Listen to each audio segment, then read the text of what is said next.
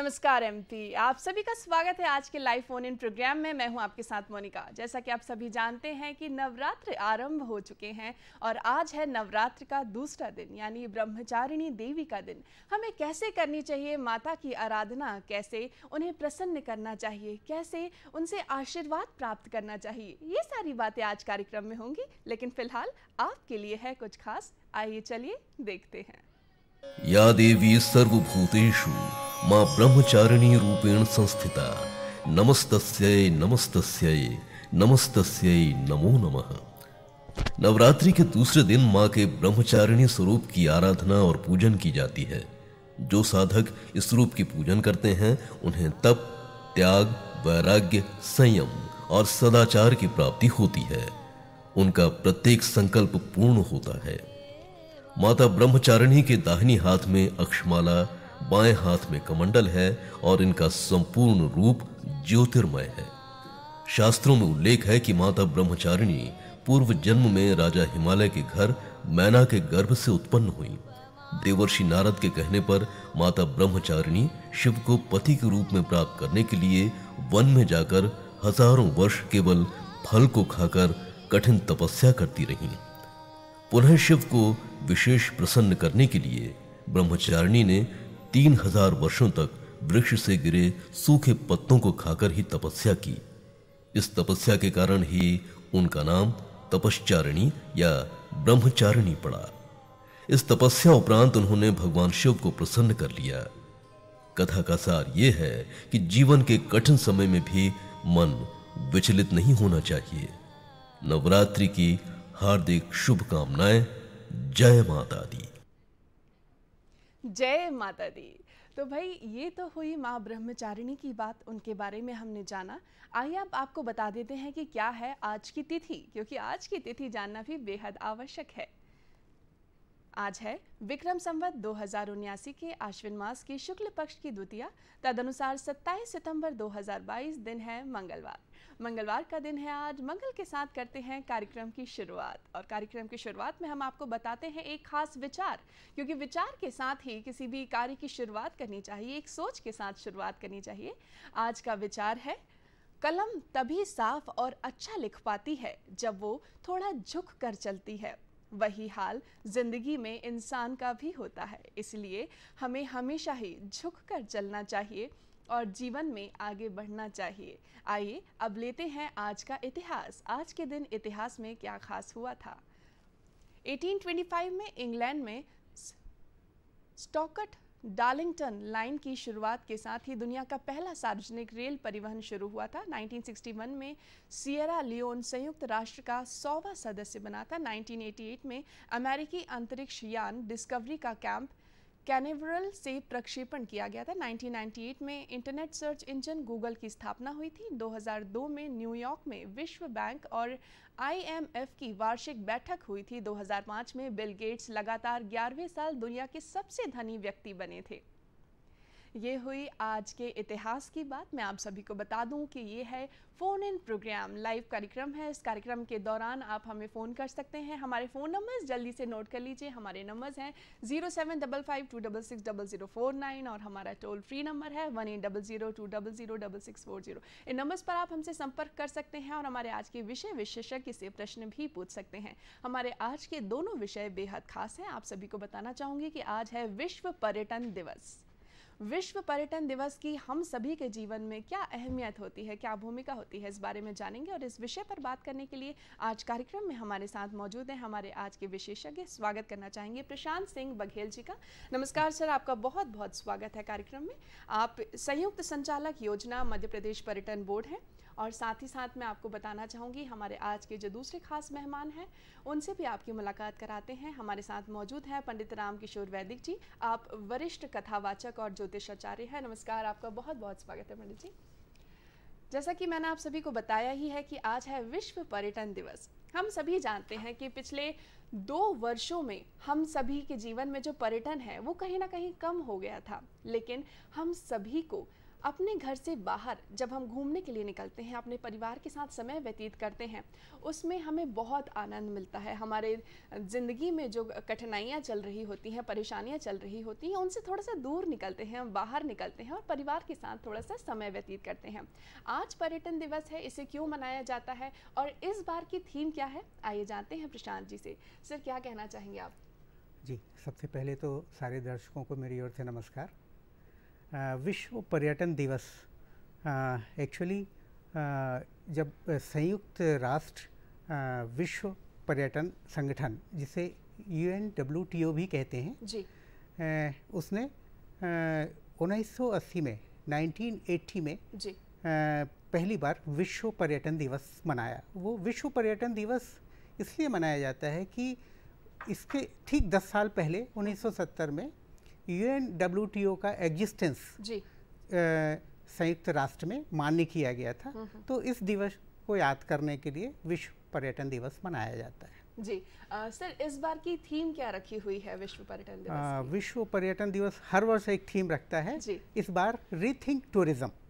Rethink tourism इस बार की theme रखी गई है, यानी हमें पर्यटन के बारे में दोबारा से सोचने की आवश्यकता है।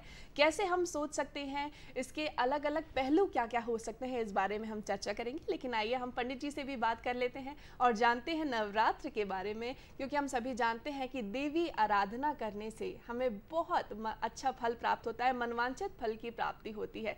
लेकिन अभी कुछ दिनों पहले जब भगवान श्री गणेश ने हम सभी के घरों में प्रवेश किया था, उस समय जो घर का माहौल था वो बिल्कुल अलग हो जाता है। परिवार वाले साथ में आके सुबह शाम भगवान श्री गणेश की आरती करते हैं। गणपति बप्पा मोरया कहकर जब सब घर वाले एक साथ बोलते हैं तो उस समय का जो माहौल रहता है वो बिल्कुल अलग रहता है। ईश्वर की आराधना में सभी लोग साथ रहते हैं, लेकिन देवी आराधना बहुत कठिन होती है। इस समय हमें किन बातों का खासा ख्याल रखना चाहिए, आइए जानते हैं पंडित जी से। क्या कहेंगे पंडित जी?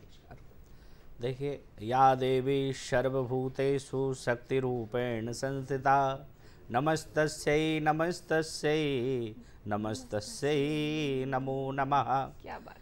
भगवती जगदम्बा की जो आराधना कर रहे हैं, पहले तो ये है कि गणेश जी की आराधना बड़ी ही सहज है। जी, आपने जैसे कहा कि गणेश जी घर घर में विराजते हैं और बड़े ही सहज सौम्य मूर्ति हैं, इसलिए उनके नियमावली में ज़्यादा कठिनाई नहीं है। माता की भी आराधना में कठिनाई नहीं है, लेकिन अगर आप बार बार किसी गलतियों को दोहरा रहे हैं, जो नियम बताए गए हैं कि मद्यपान करके अगर आप देवी जी के पास जा रहे हैं, मदरा पान कर रहे हैं, झांकियाँ लगा रहे हैं पंडालों में, तो उसका दुष्परिणाम तो आपको भोगना पड़ेगा।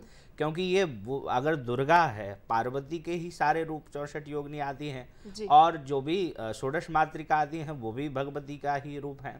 क्योंकि कहते हैं देवी दुर्गा उमा विश्व जननी रमा मातु तारा, एक जगदम्बा तेरा सहारा। तो वो देवी दुर्गा है, उमा है, सब वही है। लेकिन जब जगदम्बा की आप आराधना में तद्बद्ध होंगे, भगवान की आराधना करेंगे, भगवती की करेंगे, तो आपको इनको तो आपको मानना ही पड़ेगा। बिल्कुल। वैसे तो ऐसा नहीं है कि आप गणेश जी के समय मदरा आदि पान करके जाएं कि पंडित जी का ये सारा है, ऐसा। सावधानी तो आपको गणेश जी के आराधना में भी रखना पड़ेगा। लेकिन गणेश जी के लिए बच्चा भी पूजन कर ले, कोई भी आराधना कर ले, लेकिन यहाँ भगवती जो है चैतन्य स्वरूप है और भगवती प्रकृति का भी स्वरूप मानी गई है। इसलिए परम्बा जगदम्बा जो प्रकृति की स्वरूप है, सबको आलादनी शक्ति है, तो उनकी आराधना में जब साधक लगता है तो सावधानियों के साथ साधक को लगना चाहिए। और जब वो साधक सावधानी के साथ भगवती जगदम्बा की आराधना करेगा तो उसको फल भी तत्क्षण मिलेगा। लेकिन अगर आप वहीं त्रुटि करते हैं, गलती करते हैं, मांस मदिरा आदि का पान करते हैं, क्षौर कर्म करवाते हैं, क्षौर कर्म यानी दाढ़ी बनवाना, ऐसी मान्यता है कि जब आपका कोई अनुष्ठान चल रहा हो तब आपको क्षौर कर्म नहीं करवाना चाहिए। अपने शरीर के कोई भी जो जैसे नाखून भी हैं वो भी अपने शरीर से अंग नहीं करना चाहिए जब तक आपकी साधना पूर्ण ना हो। लेकिन जो नित्य क्षौर कर्म कर रहे हैं, जो नित्य दाढ़ी बनाते हैं, उनके लिए नियम नहीं है, लेकिन वो नित्य वाले हों। ऐसा ना हो जिस दिन कार्यक्रम है, कहीं हमारा बाहर जाना है, तब तो हम रोज बना रहे हैं और जब कभी ऐसा पड़ा तो नहीं बना रहे। नित्य के लिए नियम नहीं है। तो ये अगर वो लोग नवरात्र में भी कर रहे हैं तो वो दाढ़ी बना सकते हैं। लेकिन जो दिन गिनते हैं कि भाई मंगलवार को नहीं बनाएंगे, शनिवार को नहीं बनाएंगे, तो उनको बड़ी सावधानी रखना है। 9 दिन तक शौर कर नहीं करना है, भूमि पर शयन करना, क्योंकि देवी आराधना में भूमि शयन बहुत विशेष बताया। और भगवती की जब आप आराधना करें तो कोशिश करें वस्त्र जो आप धारण करें वो घर के अलग हों और बाहर जो आप भ्रमण करके आ रहे हैं वो अलग हों। वस्त्रों का भी बड़ा चयन करना चाहिए। अगर आप रक्त वर्णों के वस्त्र पहनते हैं, पीताम्बर पहनते हैं, तो वो विशेष भगवती कृपा करती है। बिल्कुल, क्या बात है, बहुत ही अच्छी बात बताई है हमें पंडित जी ने। देवी आराधना की हमें बात बताई है, तो हम भी आराधना करते हैं और सुनते हैं देवी जी का बहुत ही प्यारा भजन।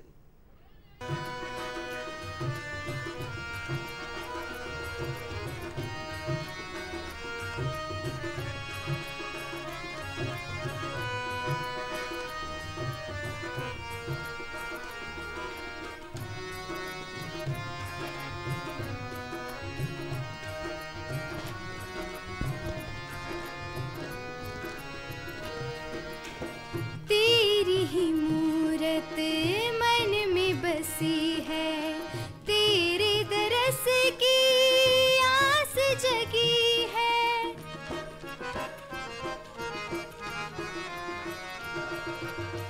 तेरी ही मूरत मन में बसी है, तेरे दरस की आस जगी है। तू करुणा बरसा दे माता, तेरी कृपाओं की ही कमी है, तेरी कृपाओं की ही कमी है। हम सर को झुकाए बैठे हैं, कब आओगी माँ। हम पलके बिछाए बैठे हैं, कब आओगी माँ।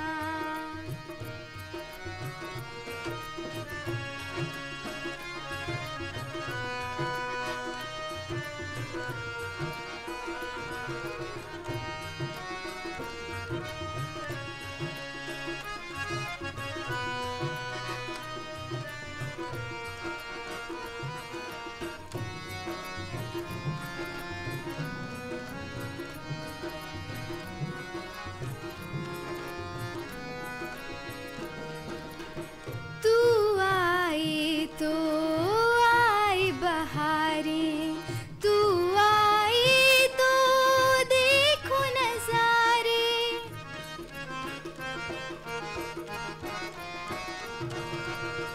तू आई तो आई बहारें, तू आई तो देखो नजारे।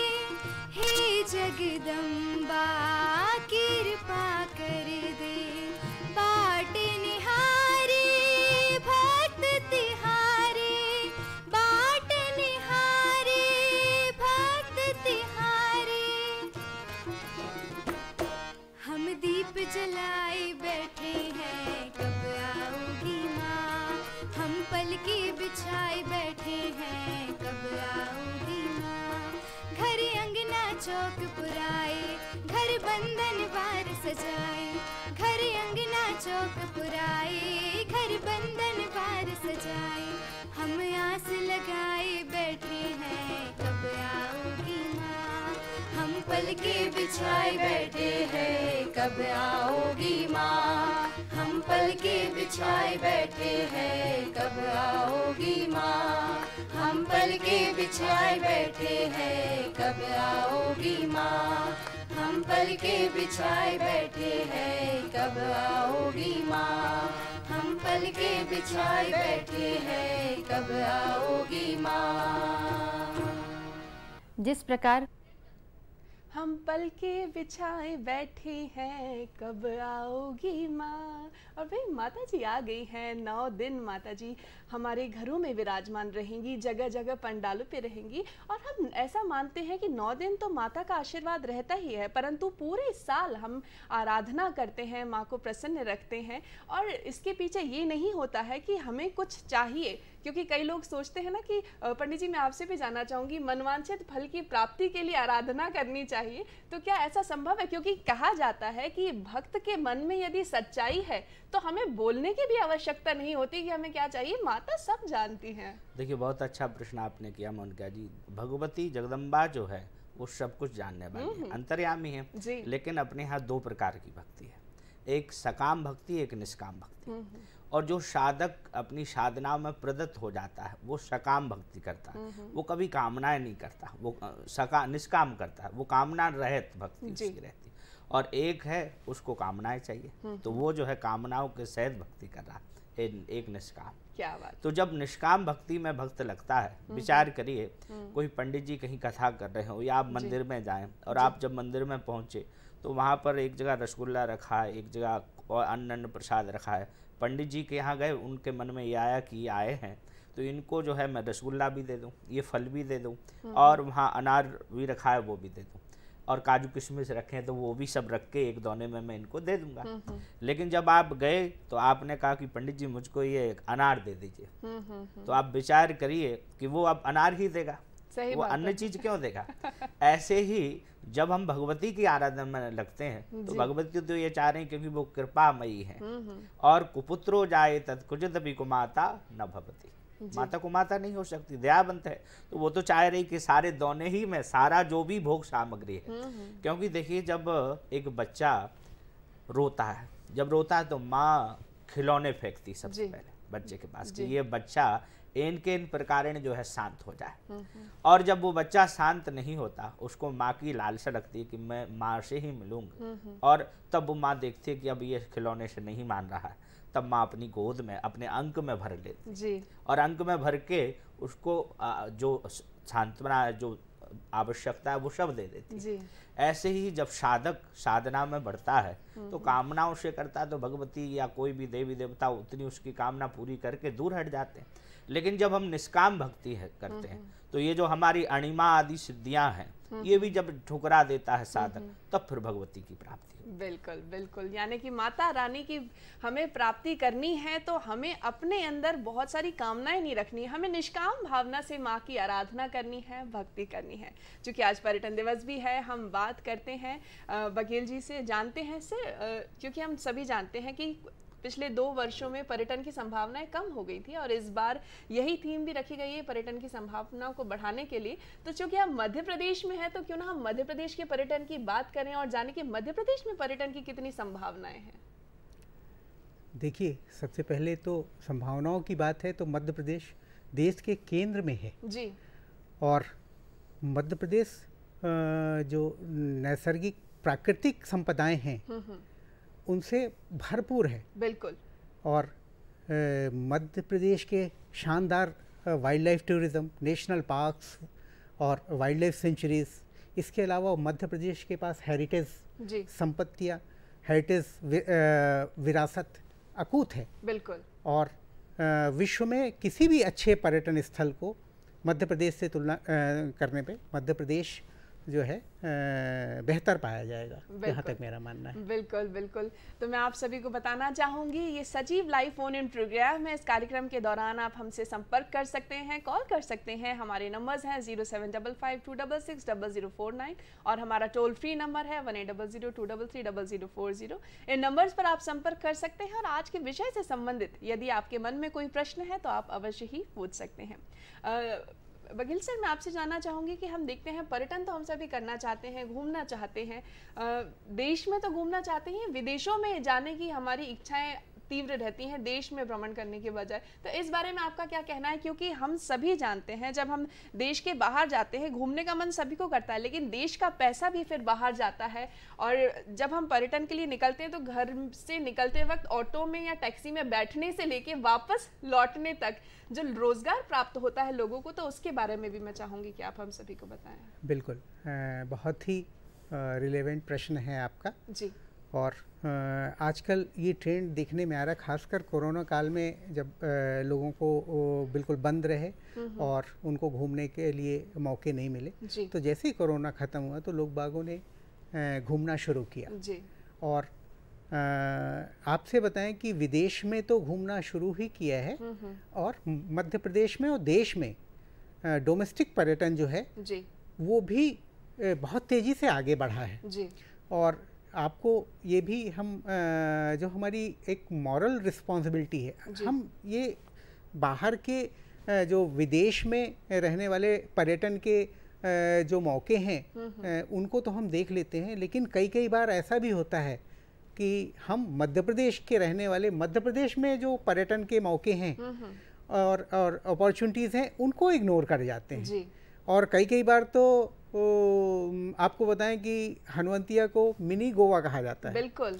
तो जब देश में भी गोवा एक वेल नोन बहुत पॉपुलर पर्यटन स्थल है, लेकिन आपसे बताएं कि मध्य प्रदेश की मैन मेड वाटर बॉडीज इतनी ज़्यादा अट्रैक्टिव हैं और मध्य प्रदेश टूरिज्म ने इसमें इतना काम किया है कि आज की तारीख में किसी भी अच्छे वाटर टूरिज्म के पर्यटन स्थल से इसकी तुलना या इसका कंपैरिजन किया जा सकता है। बिल्कुल, क्योंकि आपने हनुवंतिया की भी बात की, तो जल महोत्सव भी वहाँ पे होता है, तो लोग वहाँ जाते हैं घूमने के लिए, देखने के लिए। पचमढ़ी महोत्सव किया जाता है और अलग अलग स्थानों पे इस तरह के महोत्सव किए जाते हैं जहाँ पर लोग मध्य प्रदेश के बारे में जान सके, प्रकृति को देख सके, प्रकृति की गोद में कुछ पल निवास कर सकें और उसका जो आनंद रहता है, लुत्फ रहता है, बहुत अलग रहता है। चूँकि मैं खुद वहाँ गई हूँ तो मुझे पता है कि किस तरह से एडवेंचरस एक्टिविटीज़ भी प्लान की जाती हैं और कैसे हम टेंट सिटीज में रह सकते हैं। बहुत ही रोचक अनुभव रहता है।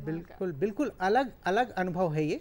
और आपसे बताएं कि आप इवेंट्स की बात कर रही थी, तो इसमें आपको एक इवेंट की मैं बात करूं, खजुराहो का डांस फेस्टिवल तो सबको पता है, लोकप्रिय है। नमस्ते ओरछा जी, नमस्ते ओरछा भी एक बहुत ओरछा मैं आपको एक छोटी सी बात बताऊं कि कुछ दिन पहले यूनेस्को के कुछ अधिकारियों का जो दिल्ली में यूनेस्को ऑफिस है उसकी कल्चर हेड और लोगों का भ्रमण हुआ, तो वो ओरछा को देख के अचंभित थे जी। और उनका ये कहना था कि ये यूनेस्को वर्ल्ड हेरिटेज में इसको ये शामिल हो सकता है, इसमें सारा पोटेंशियल है। बिल्कुल। और इसी तरह हमारा मांडू, माने हमारे पास 3 यूनेस्को वर्ल्ड हेरिटेज साइट्स हैं, खजुराहो, सांची और भीमबेटका, लेकिन हमारे पास अनेक ऐसी साइट्स हैं जो डिफरेंट कैटेगरीज में, नेचुरल कैटेगरीज में और हेरिटेज में ये यूनेस्को वर्ल्ड हेरिटेज बनने के लायक हैं। तो आपसे जो हमारा ये कहना था कि हमारे मध्य प्रदेश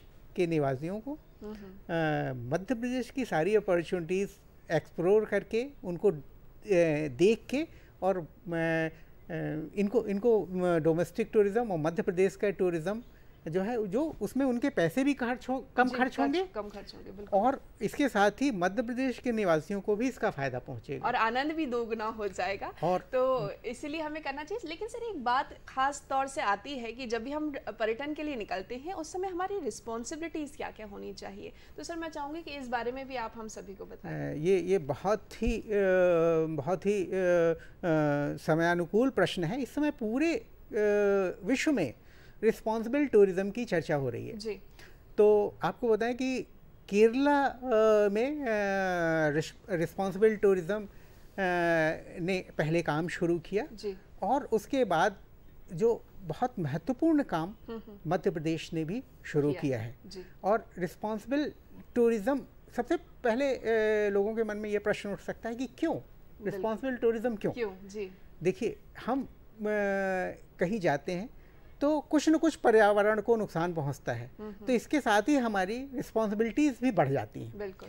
दूसरी बात यह है कि आप देखते होंगे कि जब आप जाते हैं घूमने तो वहाँ के लोकल जो रहने वाले हैं, निवासी हैं, उनको टूरिज़्म, उनका इन्वॉल्वमेंट उस टूरिस्ट डेस्टिनेशन के मैनेजमेंट में बहुत लिमिटेड होता है जी। तो हमको रिस्पॉन्सिबल टूरिज़्म का एक महत्वपूर्ण अंग ये है, कंपोनेंट ये है कि हम लोकल कम्युनिटी को उस डेस्टिनेशन के मैनेजमेंट में, टूरिज़्म के प्रोडक्ट बढ़ाने में हम उनको इन्वॉल्व करें जी। साथ ही इस इन्वॉल्वमेंट से उनको पैसे की आमदनी भी होगी, तो उस टूरिस्ट डेस्टिनेशन के संरक्षण में, उसको बचा के रखने में, उसको बढ़ाने में उनका अपने आप ही इंटरेस्ट वो जागरूक हो जाएंगे। दूसरी बात बहुत महत्वपूर्ण ये है कि हमको पर्यावरण संरक्षण भी करना है साथ में, क्योंकि हर टूरिस्ट डेस्टिनेशन में जाते हैं तो कहीं हम बॉटल यूज़ करते हैं, कहीं हम वहाँ पे जाते हैं तो हो सकता है कि प्रकृति को थोड़ा सा नुकसान पहुँचे। तो इसके लिए पर्यावरण संरक्षण के लिए भी जो है रिस्पॉन्सिबल टूरिज़्म बहुत इम्पॉर्टेंट है। आप जब जाते होंगे तो आप होटल में रुके और खाना खाया, लेकिन आपको ये पता नहीं कि उस कल्चरल जोन में वहाँ का लोकल कुजिन क्या है जी। तो जब तक हम लोकल कम्युनिटी को इन्वॉल्व नहीं करेंगे, उनके पास आप जाएंगे नहीं और उनका खाना नहीं चखेंगे तो आपको ये समझ में नहीं आएगा कि लोकल कुजिन यहाँ। इसी प्रकार जब हम वहाँ जाते हैं तो बहुत सारे art and craft locally available रहते हैं, और जब तक हम उनको प्रमोट नहीं करेंगे और साथ में उस टूरिस्ट डेस्टिनेशन पे उसको हम दिखाएंगे नहीं, मौके नहीं प्रदान करेंगे, तो फिर हम वहाँ के आर्ट एंड क्राफ्ट को प्रमोट नहीं कर सकते। इसलिए ये सारे कंपोनेंट मिला के अगर हम इस पे काम करते हैं तो ये रिस्पॉन्सिबल टूरिज्म कहलाता है। बिल्कुल, यानी कि हमें अपनी रिस्पॉन्सिबिलिटीज़ निभानी चाहिए, और जहाँ पे हम जाते हैं वहाँ के जो लोकल लोग रहते हैं वहाँ की क्या क्या खास चीज़ें हैं उनकी तरफ हमें नज़र डालनी चाहिए। लोकल आर्ट एंड क्राफ्ट क्या है, लोकल कुजीन क्या है, उस पर हमें ध्यान देना चाहिए और वहाँ की चीज़ों को एक्सप्लोर करना चाहिए ताकि उन्हें भी रोज़गार मिल सकेगा और आपको भी वहाँ के कल्चर के बारे में अधिक जानकारी मिल सकेगी। आइए अब दोबारा पंडित जी के पास चलते हैं और उनसे जानते हैं कि हम देवी की आराधना तो कर ही रहे हैं, लेकिन साथ ही साथ जब पहले दिन ही हम जवारे बोते हैं तो उसका क्या महत्व रहता है, क्योंकि 9 अलग अलग दोनों में हम उसे बोते हैं और कहा भी जाता है कि जब 9वें दिन हम देखते हैं और एकदम ऊपर तक हरे भरे हमें नजर आते हैं तो कहते हैं कि हाँ देवी इस बार प्रसन्न हुई है हम सभी से। मोनिका जी, बहुत अच्छा प्रश्न है जबारे को लेकर। मैंने आपसे पूर्व में कहा कि ये माँ भगवती जगदम्बा जो है जगतधात्री, वो प्रकृति के स्वरूप है जी, और प्रकृति ही परमात्मा है। लोग कहते हैं, भगवान की जब व्याख्या कई संत करते हैं जी, कि भा मतलब भूमि, गा मतलब गगन, बा मतलब वायु, और बा में जो आ की मात्रा लगी है वो है आ मतलब अग्नि, और फिर है ना मतलब नीर जी। ऐसी पंचतत्व की साधु संत व्याख्या करते हैं कि भगवान इसी में है। और आप देखिए, जब प्रकृति का हम नज़ारा देखते हैं तो उस परमात्मा की याद आ ही जाती है कि जिसकी दुनिया इतनी सुंदर, वो कितना सुंदर हो। क्या बात है। नाम तुम्हारा तारणहारा, कब तेरा दर्शन होगा। तो प्रकृति में ही परमात्मा बसा हुआ है। अब ऐसे ही भगवती जगतजननी जो है वो प्रकृति के स्वरूप है। जब हम लोग जवारे बोते हैं, हर साधक अलग अलग प्रकार की उपासना करता है। किसी के घर में या व्यवस्था नहीं है, घर छोटा है, तो वो एक छोटे से खप्पर में जवारा बोता है। किसी के घर में थोड़ी सी अधिक व्यवस्था है तो वो 3 खप्परों में व्यवस्था करता है। किसी के यहाँ बड़ा बृहद मकान है तो वो 5 में, 7 में, 9 में बोता है। और मंदिरों में जब आप देखेंगे, मंदिर के प्रांगण में देखेंगे तो वहाँ आपको 9 खप्पर हर जगह आपको मिलेंगे। तो ये भगवती की अलग अलग आराधना का विषय ऐसा नहीं है कि आप जब 9 जबारे बोएंगे तभी तुम पे भगवती प्रसन्न होगी। हाँ, ये जरूर है कि विषम संख्या में ही भगवती की आराधना करें, 1, 3, 5, 7, 9। और ये जो जबारे हैं ये प्रकृति से हमको जोड़ती है और भगवती प्रकृति का स्वरूप है जी। साथ में ऐसा कहते हैं कि जो जिस प्रकार के ये जवारे आते हैं वैसे ही आपकी जीवन की खुशहाली और जीवन में अन्य चीज़ें, जैसे कोई अगर किसानी से जुड़ा हुआ है तो ऐसी मान्यता है कि ऐसी आपकी फसल आएगी। और अब अलग अलग लोग हैं, क्योंकि कई लोगों के पास खेती ही नहीं है। अब भोपाल जैसे सिटी में या मुंबई में या अन्य प्रदेश जो महानगर आदि हैं उनमें तो भूमि प्लाट रहने के लिए खरीदना पड़ता है, वहाँ कहाँ हम खेती आदि करेंगे। तो जो लोग ऐसे हैं वो जबारों से अपने समृद्धि के बारे में समझें कि अगर भगवती की हम, और वो भी ध्यान रखिए जैसी आप सेवा करते हैं, भगवती तो अपने आप देखिए होता ही है, लेकिन आपकी सेवा पे बहुत समर्पण पर, आपकी तपस्या पर, आपने कौन से भगवती के नाम लिए हैं, 32 नाम लिए हैं कि नहीं, सतनाम लिए हैं कि नहीं, दुर्गा सप्तशती का पाठ कर रहे हैं कि नहीं, आपकी आराधना अलग अलग है।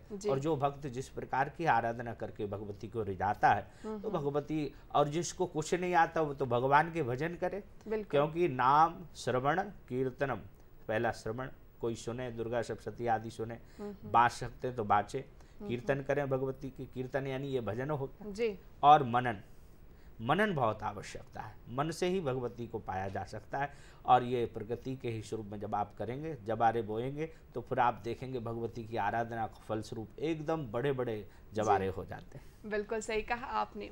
नवरात्रों में उपवास रखने का भी बहुत महत्व माना जाता है। लोग अलग अलग तरह से उपवास रखते हैं, लेकिन उपवास, उप यानी ऊपर, जो ईश्वर है, वास उनके साथ वास करना, यानी ईश्वर के साथ जब हम वास करते हैं उसे उपवास कहते हैं। पंडित जी, आप इस बारे में क्या कहना चाहेंगे? लोग अलग अलग तरीके से व्रत रखते हैं, कोई फलाहार करता है, कोई अलग प्रकार के व्यंजन बनाता है, उससे उपवास रखता है, कोई केला खा के उपवास रखता है। तो उपवास का महत्व क्या है? क्योंकि लोग कहीं ना कहीं एक दूसरे को देखकर ही करना चाहते हैं, आराधना में भी कहीं ना कहीं होड़ लगी हुई है। देखिए, बहुत अच्छा विषय आपने उपासना, उपवास को लेके कहा जी। उप यानी होता है बैठना, और वास मतलब भगवती के पास, भगवती जगदम्बा के पास बैठना। हमारी ध्यानता, मन, एकाग्रता, हमारी इंद्रियां जो हैं, जैसे 5 कर्मेंद्रिय हैं, 5 ज्ञानेंद्रिय हैं, और इनके ऊपर एक सेनापति है। वो सेनापति है मणिराम जी। हमारा जो मन है, हम बैठे हैं ध्यान में और मणिराम जी चले गए आपके ऑफिस में जी, तो बैठे रहिए, उसका फल नहीं मिलेगा। तो इसीलिए मणिराम को केंद्रित, मणिराम यानी मन जी, उसको केंद्रित करने के लिए आराधना करी जाती है। अच्छा, अब लोग सोचें कि पंडित जी हम तो जब भी आराधना करते हैं, भगवती की पूजा में बैठते हैं, मन ही नहीं लगता। आप विचार करिए, जैसे आप कहीं, आज पर्यटन दिवस भी है, तो लोग घूमने के लिए कहीं गए हैं और घूम के वहाँ से आए, 2 महीने के लिए कहीं गए या कहीं बड़ा लंबी टूर के लिए, घर पूरा आपका पैक था, बंद था। घर में जब आप आए तो पुनः जब देखा तो अंदर प्रवेश भी नहीं कर पा रहे घर में, क्योंकि धूल जमी है। तब पहले आप धूल को झाड़ेंगे तो पहली बार आपको नाक भी बंद करना पड़ेगा, तो दूसरे दिन थोड़ी धूल कम होगी, और तीसरे दिन बिल्कुल चकाचक जैसे आप गए थे वैसा हो जाएगा। तो आपको खांसी भी आई, आपको नाक भी बंद करना पड़ा, आपको आलस भी आया, प्रमाद भी, कई बार आलस आता है तो रुक जाता है। ऐसे ही जब हम भगवती की आराधना में या किसी देवी देवता की आराधना में हम जुड़ते हैं, तो हमारे लिए भी ये संकेत हैं। जैसे किसी को जमाई आ रही है पूजन में, तो समझिए कि आपका जो कचड़ा भरा हुआ है वो कचड़ा बाहर आ रहा है, और धीरे धीरे जब आप भगवती की आराधना में लगेंगे तो धीरे धीरे वो सारा कचड़ा साफ हो जाएगा। फिर आपको ना तो नींद आएगी, ना जमाई आएगी, ना प्रमाद आएगा। पूर्ण तरह से मन जो है भगवती की आराधना में लग जाएगा। और मैं आप सभी को बताना चाहूंगी कि माँ देवी की, भगवती की आराधना कल से आरंभ हो गई है। हम भी कल गए थे गौतम नगर में, हिंगलाज देवी का मंदिर है वहाँ पे, जहाँ पर मंदिर का जीर्णोद्धार किया गया। आइए आपको भी लिए चलते हैं और देखते हैं वहाँ पे किस तरह से आराधना हुई।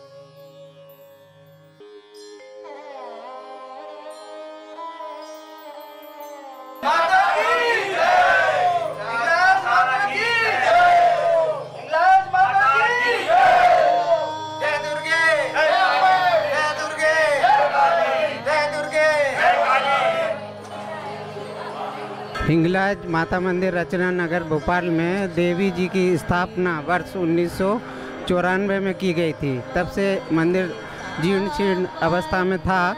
हाल ही में इस कई प्रयास के पश्चात इसका जीर्णोद्धार किया गया है और आज दिनांक 26/9/2022 को सभी श्रद्धालुओं की उपस्थिति में इसका लोकार्पण किया गया है। बोलिए हिंगलाज माता की जय।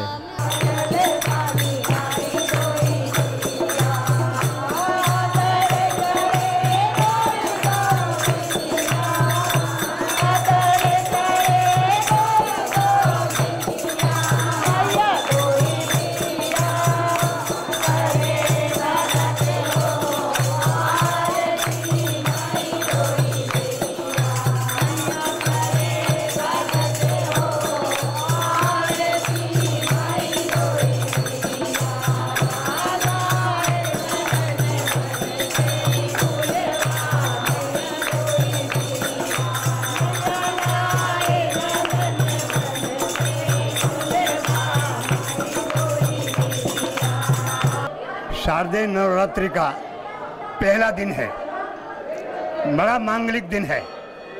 आज से शारदीय नवरात्रि प्रारंभ होती है। आपको ज्ञात होगा हमारे सनातनियों में, हिंदुओं में, भारतीयों में नवरात्रि बहुत महत्व रखती है। हम द्वादश विद्या देवी के रूप में भी मानते हैं, हम सप्त मातृकाओं के रूप में भी मानते हैं, और हम हर श्लोक में अलग प्रकार की माता की, उनकी ताकत की वंदना करते हैं। या देवी सर्वभूतेषु मातृ रूपेण संस्थिता नमस्तस्यै नमस्तस्यै नमस्तस्यै नमो नमः, माता के रूप में मानते हैं। फिर या देवी सर्वभूतेषु शक्ति रूपेण संस्थिता नमस्तस्यै नमस्तस्यै नमस्तस्यै नमो नमः, शक्ति के रूप में मानते हैं। फिर हम विद्या के रूप में मानते हैं, या देवी सर्वभूतेषु विद्या रूपेण संस्थिता नमस्तस्यै नमस्तस्यै नमस्तस्यै नमो नमः। हम फिर कलाओं के लिए, ज्ञान के लिए मानते हैं, या देवी सर्वभूतेषु कला रूपेण संस्थिता नमस्तस्यै नमस्तस्यै नमस्तस्यै नमो नमः।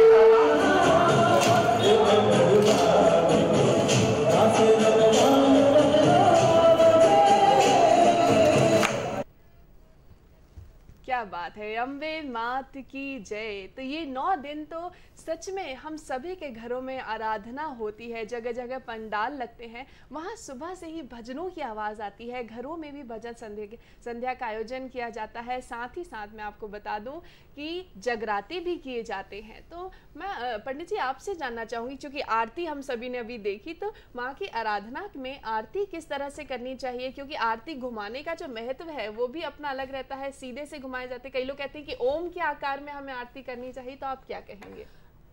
देखिए, सब लोग जो है अपने तरीके से आरती घुमाते हैं और ज्ञातव्य किसी को नहीं है कि कैसे हमको आरती करना चाहिए जी।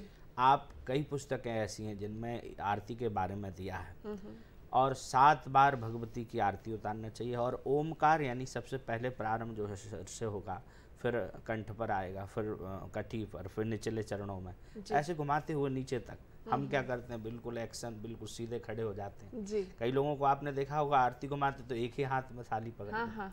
और ये बिल्कुल मना है, कहा है कि दोनों हाथ से भगवती की आराधना या जो भी देवी देवता की जब आप आराधना कर रहे हैं तो आपके दोनों हाथ उसमें लगे। और यदि वो एक ही हाथ वाली आरती है, आपने देखा होगा दीपक से करते हैं जो, हाँ, तो फिर बाएं हाथ में आपके घंटी होनी चाहिए। बिल्कुल। तो जब आप आराधना करेंगे, एक जो पंचदीप का आरती आती है, तब एक हाथ से आप आरती कर सकते हैं। लेकिन यदि आप थाली लिए हैं और फिर भी एक से बढ़ कर रहे, कभी गिर जाए या कुछ भी, और जब भी हम भगवती की आराधना में आरती करते हैं तो हमारा सिर बिल्कुल झुका हुआ होना चाहिए, बिल्कुल, और हम भी झुके हुए हों, बिल्कुल। और ये आरती जो है, ये पूजन का जो क्रम में कहीं त्रुटि हुई है तो उसकी ये समझिए कि पूर्णता का प्रतीक है आरती। बिल्कुल। साथ ही साथ ज्योत के बारे में भी आप बताएं, क्योंकि 9 दिनों की ज्योत का भी बहुत महत्व बताया गया है। देखिए, ये जो ज्योत है ये साक्षात ज्वाला देवी का आधार है जी। और जो भक्त घर में ज्योति रखते हैं उनको कुछ सावधानियां जरूर रखना चाहिए। सबसे पहली सावधानी तो ये रखना चाहिए कि आप जो भगवती का स्थान आप बनाए हैं, जो मंदिर है, वह थोड़ा सा संकीर्णता ना हो, वहाँ बहुत सारा सामान ना रखा हो। क्यों? क्योंकि आपने जहाँ ज्योत रखी है उसी के ऊपर पता पड़ा कोई ऐसा आइटम रखा है कि उसका गिरने का संकेत मिल रहा है, तो वो भी एक सावधानी रखना। दूसरा, आपको घर खाली छोड़कर नहीं जाना, क्योंकि आपके घर में ज्योत के रूप में भगवती विराजमान होगी। तीसरा, आपको अगर अखंड ज्योत आप 24 घंटे 9 दिन तक जला रहे हैं तो हर 3 घंटे में उस ज्योत को देखिए।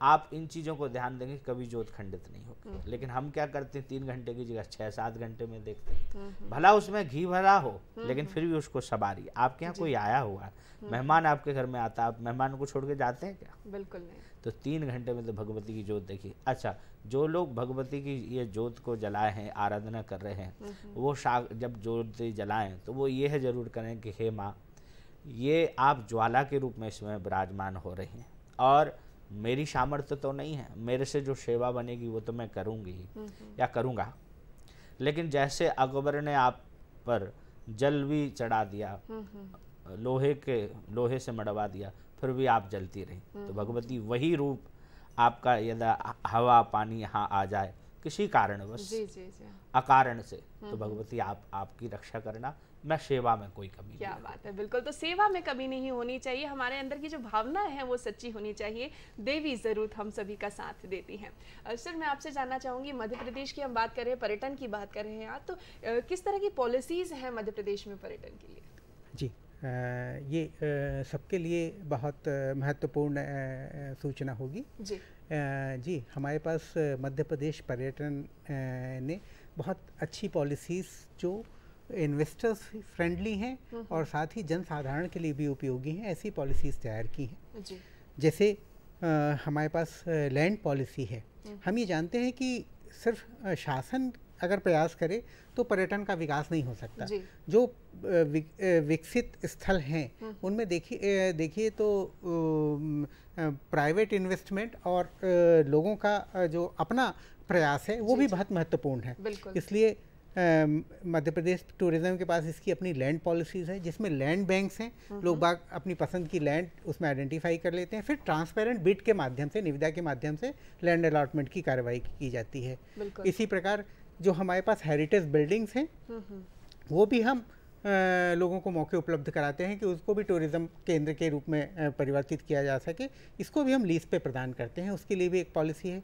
इसके अलावा जो हमारे पास फिल्म टूरिज्म की पॉलिसी है, मध्य प्रदेश फिल्म के मामले में बहुत तेज़ी से प्रगति कर रहा है। बहुत सारे लोगों की पसंद है मध्य प्रदेश शूटिंग मिनी के मुंबई लिए कहा जा रहा है इसे फिल्म के क्षेत्र में। तो ये इसमें मध्य प्रदेश में पर्यटन विभाग के प्रयास जो है बहुत तेज़ी से हम लोगों ने इसमें कोशिश की है, प्रयास किए हैं। इसके अलावा एडवेंचर टूरिज्म भी पॉलिसी है, तो उसमें और इसके अलावा वाटर टूरिज्म की पॉलिसी है कि हम प्राइवेट प्लेयर्स को इसमें लाइसेंस प्रदान करते हैं, उसमें नाव चलाने के लिए, बोट्स चलाने के लिए। इस तरह हमने 22 अभी लोगों को इसमें लाइसेंस दिए हैं।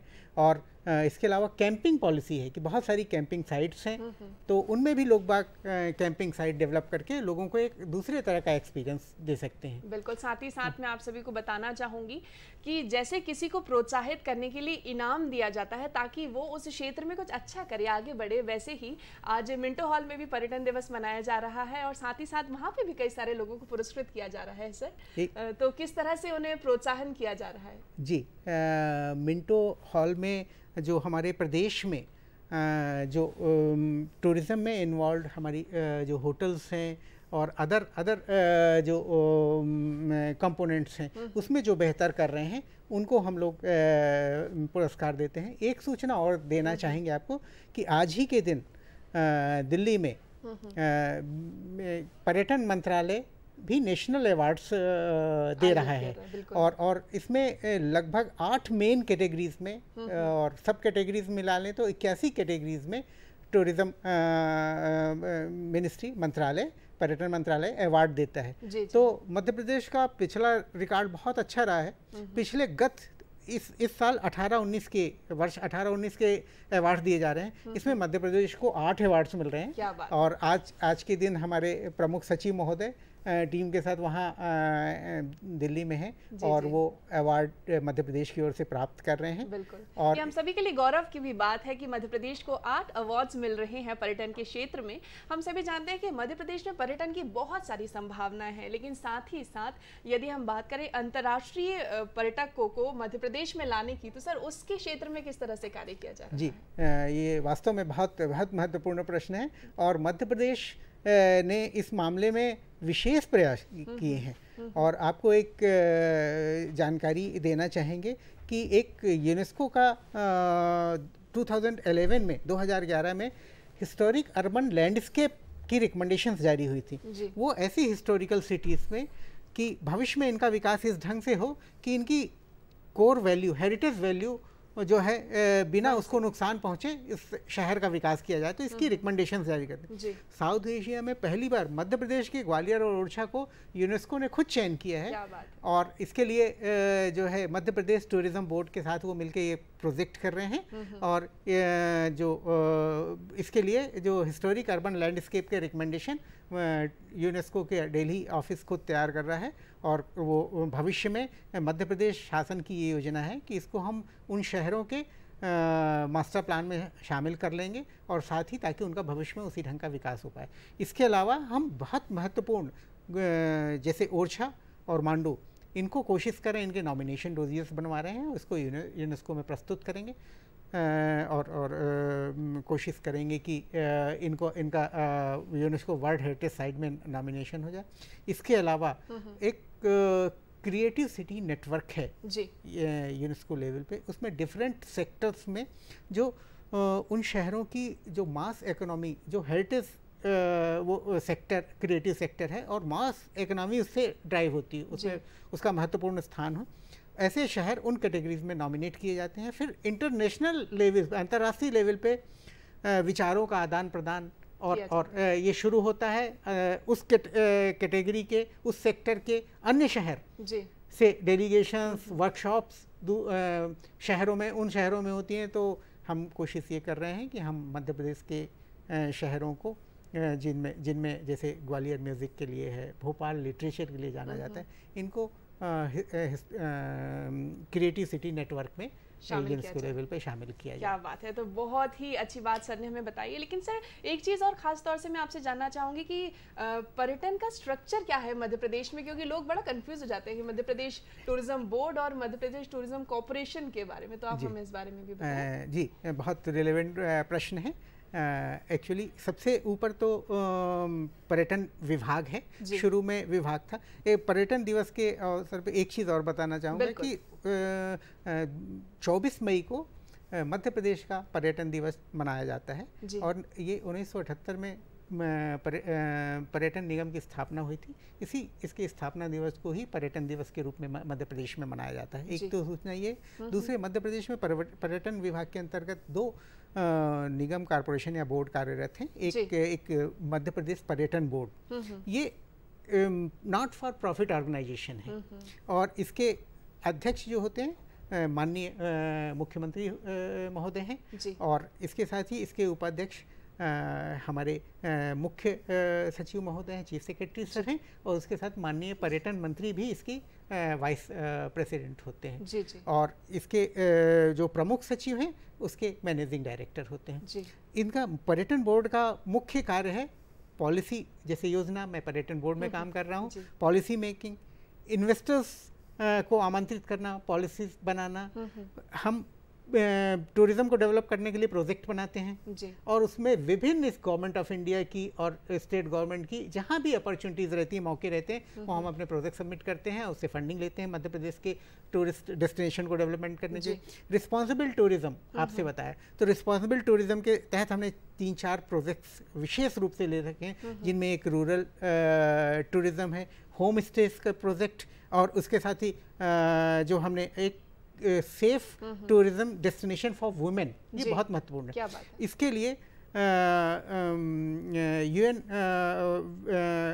WTO ने इसको विशेष रूप से वंस टू वॉच कैटेगरी में डाल रखा है और ये महिला बाल विकास मंत्रालय ने इस प्रोजेक्ट की सैंक्शन दी है और ये हम कोशिश कर रहे हैं कि टूरिस्ट डेस्टिनेशन में महिलाओं की सहभागिता बढ़े और महिलाएं ही मेन स्टेक होल्डर के रूप में आगे आए। क्या बात है, तो बहुत अच्छी बात है। अलग अलग योजनाएं चल रही, सभी को कैसे बढ़ावा देना चाहिए ये भी जो टूरिज्म है बोर्ड है वो सोच रहा है और अलग अलग तरह से संभावनाओं को बढ़ाते हुए रूरल में स्वच्छता को लेकर, रिस्पॉन्सिबिलिटी को लेकर अलग अलग तरह से कार्य कर रहा है। बहुत ही अच्छी जानकारी आज हमें प्राप्त हुई टूरिज्म के बारे में भी और हम सभी को पर्यटन के लिए अवश्य ही निकलना चाहिए घरों से।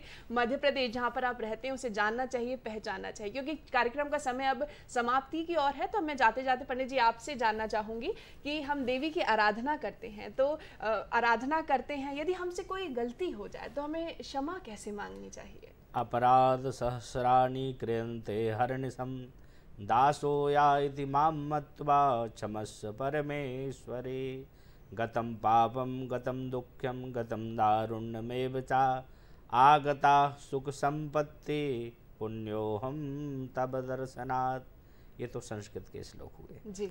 यदि किसी को नहीं आता है संस्कृत तो वो हाथ जोड़े दोनों और कहे कि माँ आवाहनम न जानामि, मैं आपका आवाहन नहीं जानता, मैं आपका विसर्जन नहीं जानता, ना तवार्चनम, तवार्चन माने जो अर्चन होता है, जो प्रकार होते हैं, जैसे अपने यहाँ पंचोपचार है, 10 उपचार है, षोडोपचार है, 32 उपचार है और 56 उपचार है, 56 प्रकार की चीज़ों से अर्चन करना। तो ऐसे करके जो है भगवती हम नहीं जानते, हम तो आपके बालक हैं। माँ कभी को माता नहीं हो सकती, हमसे गलती हो सकती है, भगवती हमारी गलतियों को आप क्षमा करें और क्षमताम क्षमताम कह के निश्चित मानिए भगवती क्षमा करेगी। क्या बात है पंडित जी, आपका बहुत बहुत धन्यवाद यहाँ आने के लिए, इतनी महत्वपूर्ण जानकारियाँ साझा करने के लिए। प्रशांत सिंह बघेल जी आपका भी बहुत बहुत धन्यवाद, आपने बहुत महत्वपूर्ण जानकारियाँ दी, हमें बहुत कुछ आज कार्यक्रम में जानने को मिला। और मैं आप सभी को बताना चाहूँगी 9 दिन की आराधना होती है, लोग व्रत रखते हैं, उपवास करते हैं, ऐसे में कन्या पूजन का भी बड़ा महत्व है। इसलिए आप अपने घरों में जब 9वें दिन या फिर अष्टमी, अलग अलग लोगों के यहाँ अलग अलग देवियाँ पूजती हैं, सप्तमी किसी के यहाँ पूजती है, तो आपको उस दिन कन्या भोजन अवश्य ही करना चाहिए। माँ का भोग प्रसाद सभी में आपको बांटना चाहिए और कहते हैं कि हलवा पूरी माता को बेहद पसंद है, तो लाल चुनरिया ओढ़ाइए, हलवा पूरी बांटिए और माँ की आराधना कीजिए। और मैं आप सभी को यही कहना चाहूँगी कि भक्ति में गरबा भी करना चाहिए, इसलिए घरों में गरबा आप अवश्य ही कीजिएगा और साथ ही साथ माँ की आराधना कीजिएगा। मुझे पूरी उम्मीद है कि आज के कार्यक्रम से आपको बहुत सारी जानकारियाँ मिली होंगी। फिर किसी नए विषय के साथ आपके सामने उपस्थित होंगे। इस कार्यक्रम को अब हम यहीं विराम देते हैं, हमें अनुमति दीजिए। नमस्कार।